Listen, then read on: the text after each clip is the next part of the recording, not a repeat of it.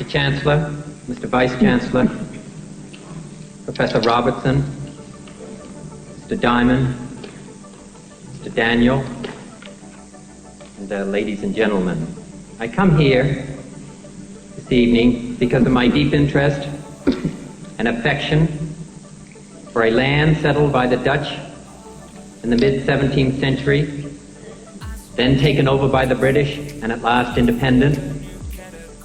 A land in which the native inhabitants were at first subdued, but relations with whom remain a problem to this day. A land which defined itself on a hostile frontier. A land which attained rich natural resources through the energetic application of modern technology. A land which was once the importer of slaves and now must struggle to wipe out the last traces of that form of bondage. I refer, of course, to the United States of America. But I'm glad to come here, and my wife and I and all of our party are glad to come here to South Africa, and we're glad to come here to Cape Town. I am already greatly enjoying my stay and my visit here. I am making an effort to meet and exchange views with people of all walks of life and all segments of South African opinion, including those who represent the views of the government. Today, I am glad to meet with the National Union of South African Students. For a decade, NUSAS has stood and worked for the principles of the Universal Declaration of Human Rights, principles which embody the collective hopes of men of goodwill all around the globe. Your work at home and in international student affairs has brought great credit to yourselves and to your country. I know the National Student Association in the United States feels a particularly close relationship with this organization. And I wish to thank especially Mr. Ian Robertson, who first extended the invitation on behalf of NUSAS. I wish to thank him for his kindness to me in inviting me. I am very sorry that he cannot be with us here this evening. I was happy to have had the opportunity to meet and speak with him earlier this evening. And I presented him with a copy of Profiles in Courage, which was a book that was written by President John Kennedy and was signed to him by President Kennedy's widow, Mrs. John Kennedy. This is a day of affirmation, a celebration of liberty. We stand here in the name of freedom.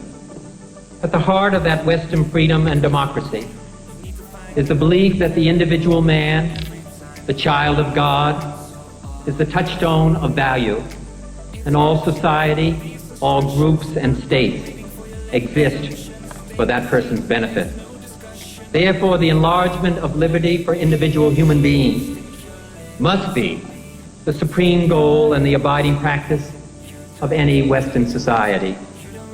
The first element of this individual liberty is the freedom of speech, the right to express and communicate ideas, to set oneself apart from the dumb beasts of field and forest, the right to recall governments to their duties and to their obligations.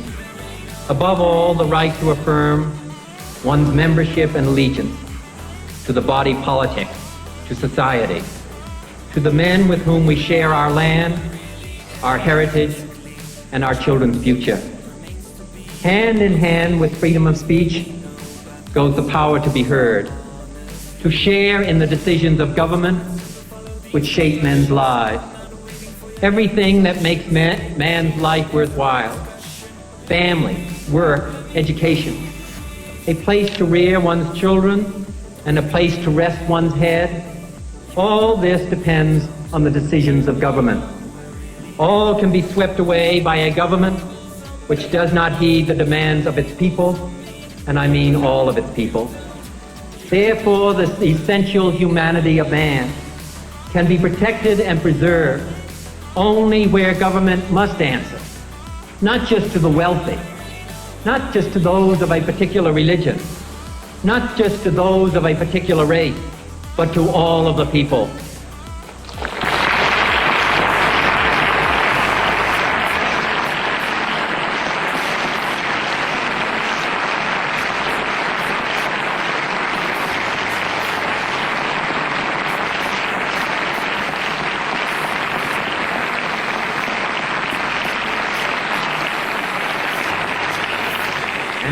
and even government by the consent of the governed, as in our own Constitution, must be limited in its power to act against its people, so that there may be no interference with the right to worship, but also no interference with the security of the home. No arbitrary imposition of pains or penalties on an ordinary citizen by officials high or low. No restriction on the freedom of men to seek education or to seek work or opportunity of any kind, so that each man may become all that he is capable of becoming. These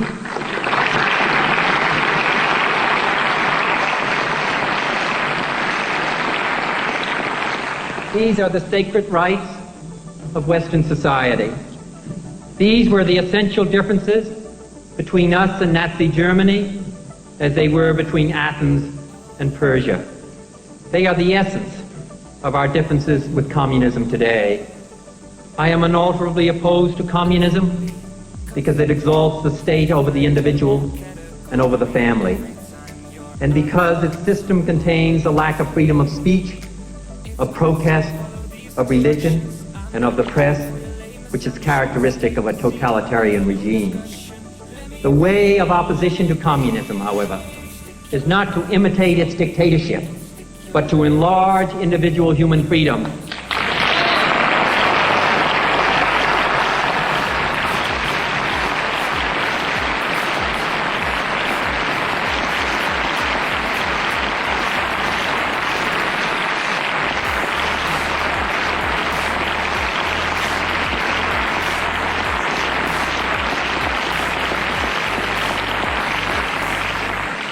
There are those in every land who would label as communist every threat to their privilege.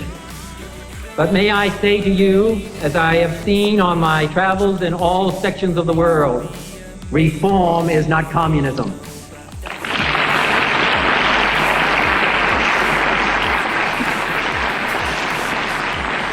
And the denial of freedom in whatever name only strengthens the very communism it claims to oppose.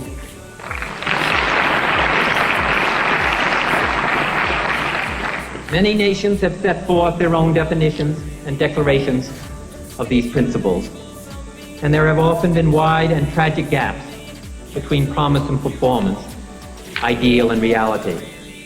Yet the great ideals have constantly recalled us to our own duties, and with painful slowness, we in the United States have extended and enlarged the meaning and the practice of freedom to all of our people.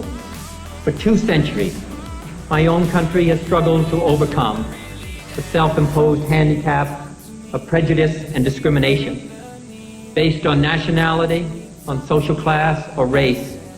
Discrimination profoundly repugnant to the theory and to the command of our Constitution. Even as my father grew up in Boston, Massachusetts, signs told him no Irish need apply. 2 generations later, President Kennedy became the first Irish Catholic and the first Catholic to head the nation. But how many men of ability had, before 1961, been denied the opportunity to contribute to the nation's progress because they were Catholic or because they were of Irish extraction? How many sons of Italian or Jewish or Polish parents slumbered in the slums, untaught, unlearned, their potential lost forever to our nation and to the human race? Even today, what price will we pay before we have assured full opportunity to millions of Negro Americans? In the last 5 years, we have done more to assure equality to our Negro citizens and to help the deprived, both white and black, than in the 100 years before that time.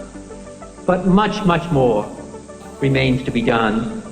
For there are millions of Negroes untrained for the simplest of jobs, and thousands every day denied their full and equal rights under the law. And the violence of the disinherited, the insulted, the injured, looms over the streets of Harlem and of Watts and of the south side of Chicago. But a Negro American trains now as an astronaut one of mankind's first explorers into outer space.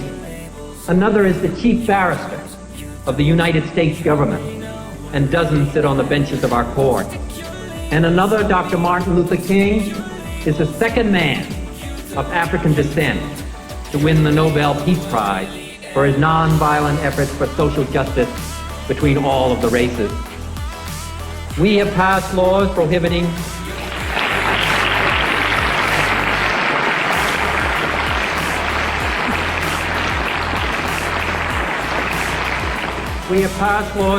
discrimination in education, in employment, in housing. But these laws alone cannot overcome the heritage of centuries of broken families and stunted children and poverty and degradation and pain. So the road toward equality of freedom is not easy, and great cost and danger march alongside all of us. We are committed to peaceful and nonviolent change, and that is important to all to understand, though change is unsettling. Still, even in the turbulence of protest and struggle, is greater hope for the future, as men learn to claim and achieve for themselves the rights formerly petitioned from others. And most important of all of the panoply of government power has been committed to the goal of equality before the law, as we are now committing ourselves to the achievement of equal opportunity. In fact, we must recognize the full human equality of all of our people before God, before the law, and in the councils of government. We must do this not because it is economically advantageous, although it is, not because the laws of God command it, although they do, not because people in other lands wish it so. We must do it for the single and fundamental reason that it is the right thing to do.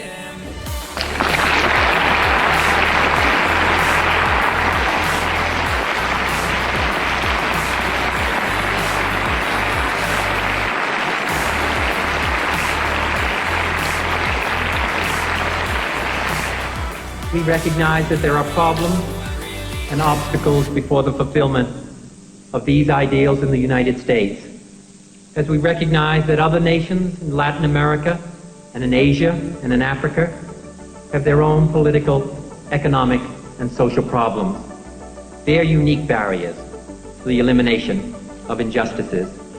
In some, there is concern that change will submerge the rights of a minority, particularly where that minority is of a different race than that of the majority. We in the United States believe in the protection of minorities. We recognize the contributions that they can make and the leadership that they can provide. And we do not believe that any people, whether majority or minority, or individual human beings, are expendable in the cause of theory or of policy. We recognize also that justice between men and nations is imperfect, and that humanity sometimes progresses very slowly indeed. All do not develop in the same manner and at the same pace. Nations, like men, often march to the beat of different drummers, and the precise solutions of the United States can neither be dictated nor transplanted to others, and that is not our intention. What is important, however, is that all nations must march toward increasing freedom, toward justice for all, toward a society strong and flexible enough to meet the demands of all of its people, whatever their race, and the demands of the world of an immense and dizzying change that faces all. In a few hours, the plane that brought me to this country crossed over oceans and countries which have been a crucible of human history. In minutes, we traced migrations of men over thousands of years. Seconds, the briefest glimpse, and we passed battlefields on which millions of men once struggled and died. We could see no national boundaries, no vast gulfs or high walls dividing people from people, only nature and the works of man, homes and factories and farms, everywhere reflecting man's common effort to enrich his life. Everywhere new technology and communication brings men and nations closer together. The concerns of one inevitably become the concerns of all. And our new closeness is stripping away the false masks, the illusion of differences, which is the root of injustice and of hate and of war. Only earthbound man still clings to the dark and poisoning superstition that his world is bounded by the nearest hill. His universe ends at river shore. His common humanity is enclosed in the tight circle of those who share his town or his views and the color of his skin. It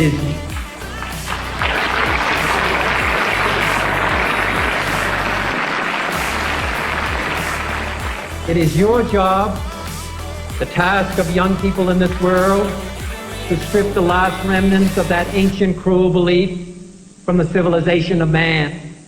Each nation has different obstacles and different goals, shaped by the vagaries of history and of experience. Yet as I talk to young people around the world, I am impressed not by the diversity, but by the closeness of their goals, their desires and their concerns and their hope for the future. There is discrimination in New York, the racial inequality of apartheid in South Africa, and serfdom in the mountains of Peru. People starve to death in the streets of India. A former prime minister is summarily executed in the Congo. Intellectuals go to jail in Russia, and thousands are slaughtered in Indonesia. Wealth is lavished on armaments everywhere in the world. These are different evils, but they are the common works of man.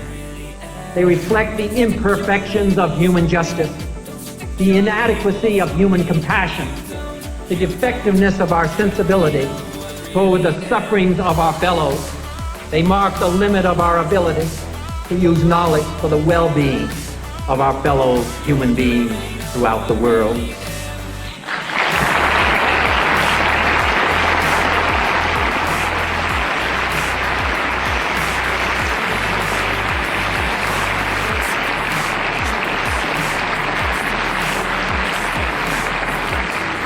And therefore they call upon common qualities of conscience and indignation, a shared determination to wipe away the unnecessary sufferings of our fellow human beings at home and around the world.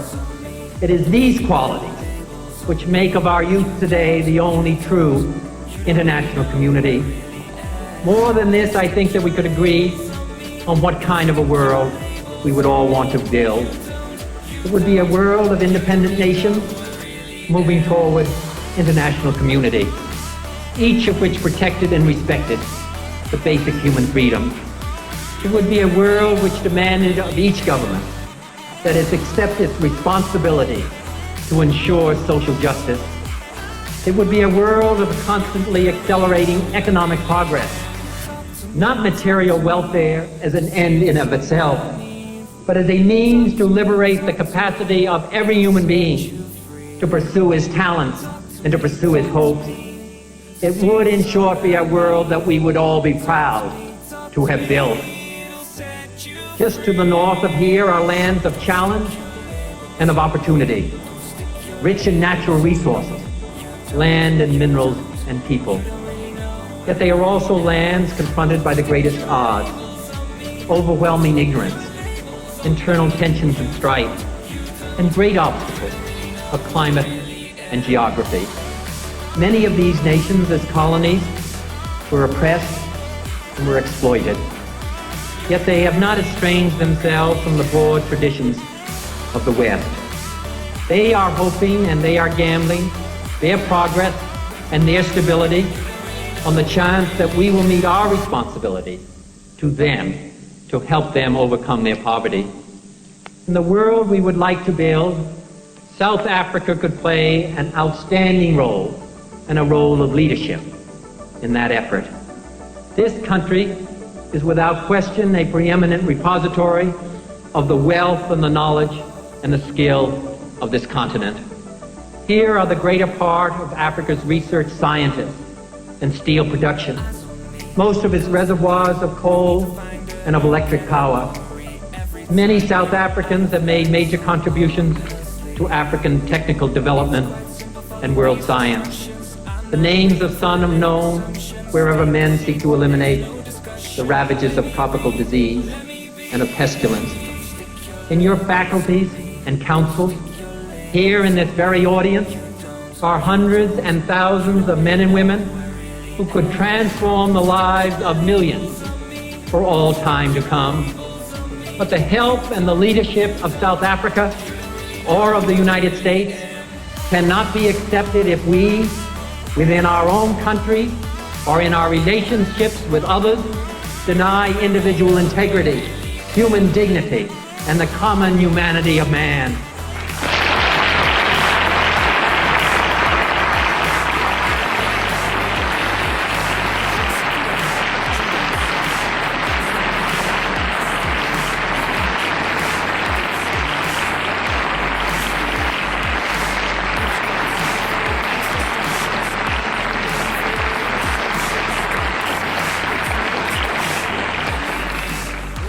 If we would lead outside our own borders, if we would help those who need our assistance, if we would meet our responsibilities to mankind, we must first, all of us, demolish the borders which history has erected between men within our own nation, barriers of race and religion, social class and ignorance. Our answer is the world's hope. It is to rely on youth. The cruelties and the obstacles of this swiftly changing planet will not yield to obsolete dogmas and outworn slogans. It cannot be moved by those who cling to a present which is already dying, who prefer the illusion of security to the excitement and danger which comes with even the most peaceful progress. This world demands the qualities of youth, not a time of life, but a state of mind, a temper of the will, a quality of the imagination, a predominance of courage over timidity, of the appetite for adventure over the life of ease, a man like the Chancellor of this university.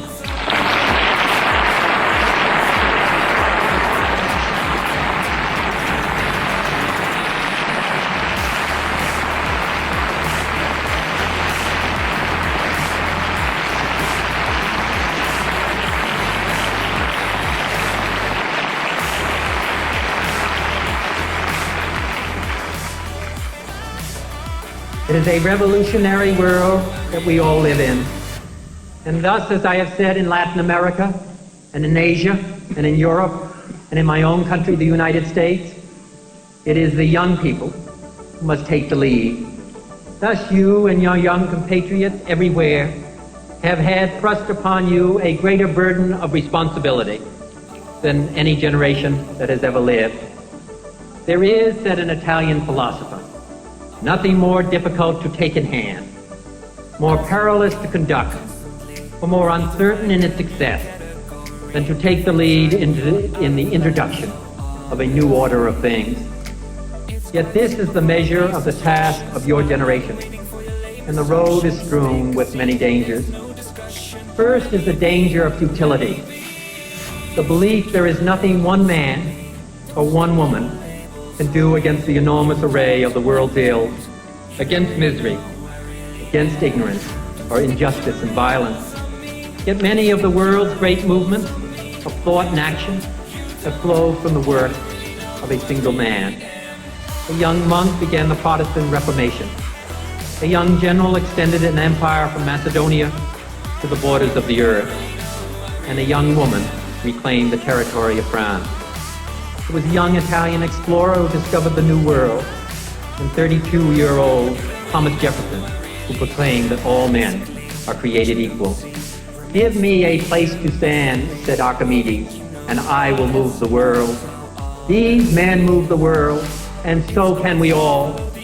Few will have the greatness to bend history, but each of us can work to change a small portion of the events, and then the total All of these acts will be written in the history of this generation.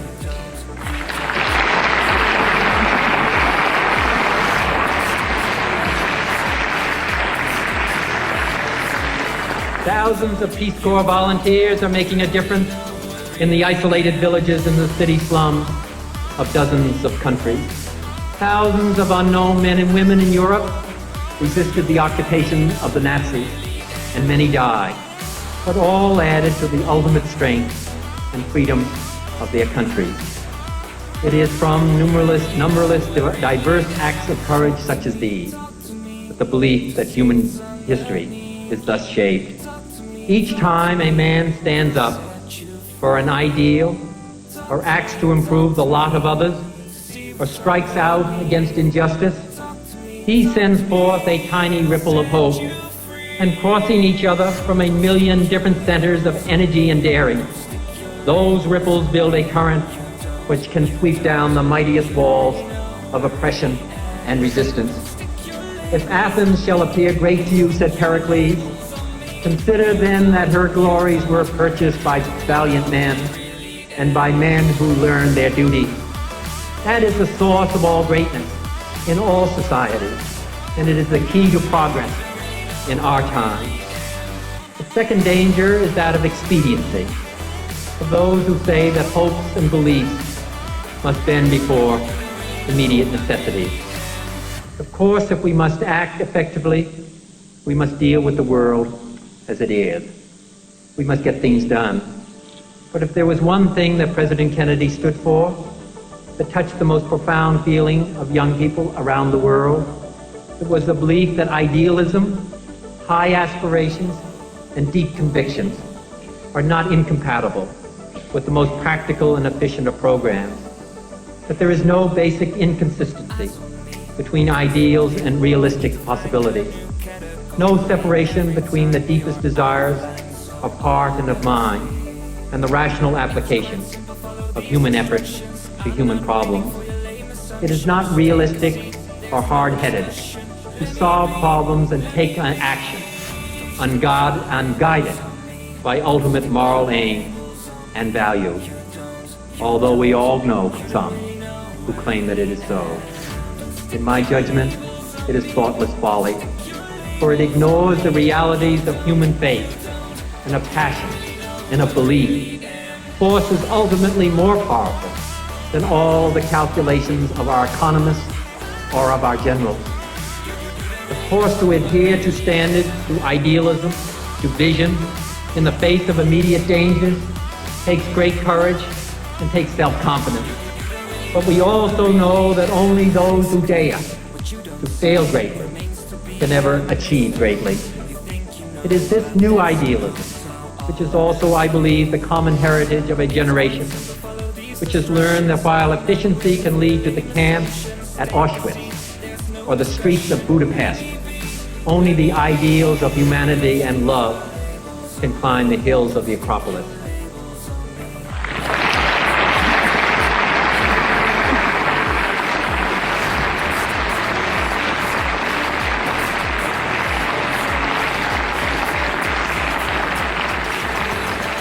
And the third danger is timidity.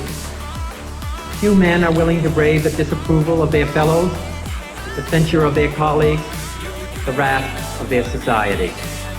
Moral courage is a rarer commodity than bravery in battle or great intelligence.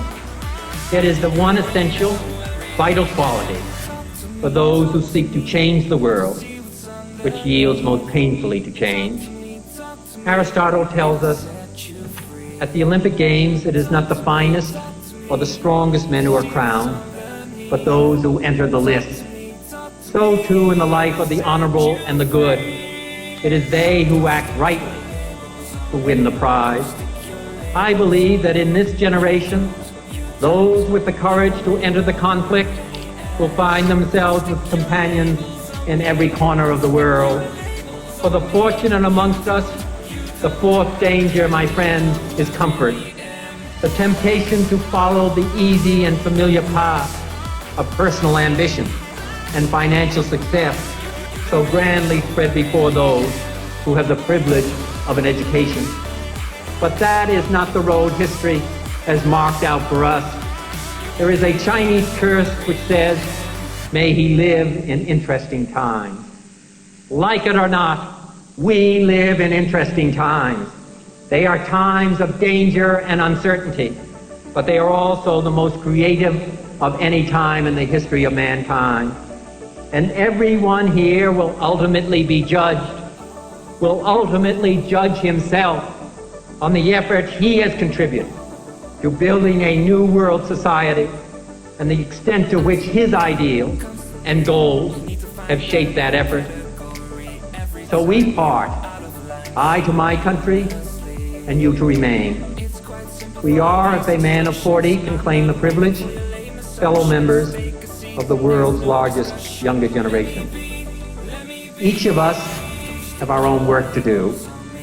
I know at times you must feel very alone with your problems and with your difficulties. But I want to say how impressed I am with what you stand for and for the effort that you are making. And I say this not just for myself, but men and women all over the world. And I hope you will often take heart in the knowledge that you are joined with your fellow young people in every land. They struggling with their problems and you with yours, but all joined in a common purpose. That like the young people of my own country and of every country that I have visited, you are all in many ways more closely united to the brothers of your time than to the older generation in any of these nations. You're determined to build a better future.